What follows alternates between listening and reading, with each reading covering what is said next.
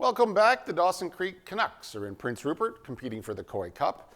The Canucks received a berth in the BC Provincials after going 3-1 against the Fort St. John Flyers during the regular season. On Tuesday, the Canucks were shorthanded against Terrence. They only had 2 forward lines and 5 defensemen, but they'd still go on to win 7-4. Last night, Dawson Creek trailed 3-0 after one against Roslyn.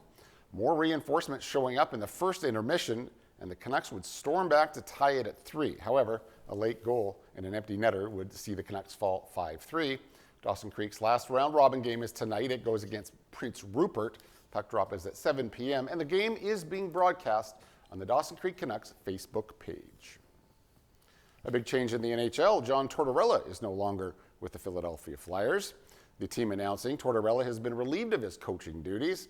Associate coach Brad Shaw will serve as the interim head coach in the meantime. The 66-year-old Tortorella has coached 5 teams during his career. Well, finally tonight, when his friend came to visit from Taiwan, a Vancouver Island man wanted to show her all the best sights. So the pair grabbed some snorkels and wetsuits and took a dive. Little did they know they were in for an experience of a lifetime. Adam explains in tonight's Sawatsky sign-off. When Ping Yu started taking a selfie that day, the tourist never would have imagined what she would eventually capture on her camera. I just looking around and see what's underwater. Ping Yi had traveled to BC from Taiwan to visit her friend and fellow freediver, Ethan Pang. Everything just seems normal. We had a good time in the water. Ethan was hoping to introduce Ping Yi to some of the creatures he'd met under the sea before. While some were certainly shy around strangers, others seemed to greet divers with a smile. Whenever the wild animal can bite, I always think that's the kind of good luck. So when seals kept swimming around him, similar to this, Ethan called his friend over to get some footage with her camera. But Ping Yi kept missing them.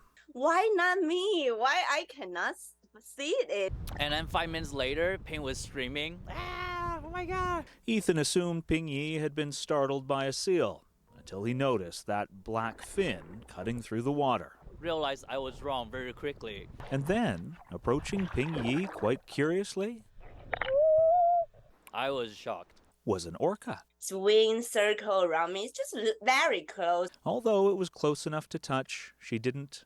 And although it felt like a dream, it wasn't. I just think, wow, beautiful, and feel, oh my God. I feel blessed. I feel blessed. And as Ethan looks back on the video, he also couldn't feel more grateful to have shared the moment with his friend.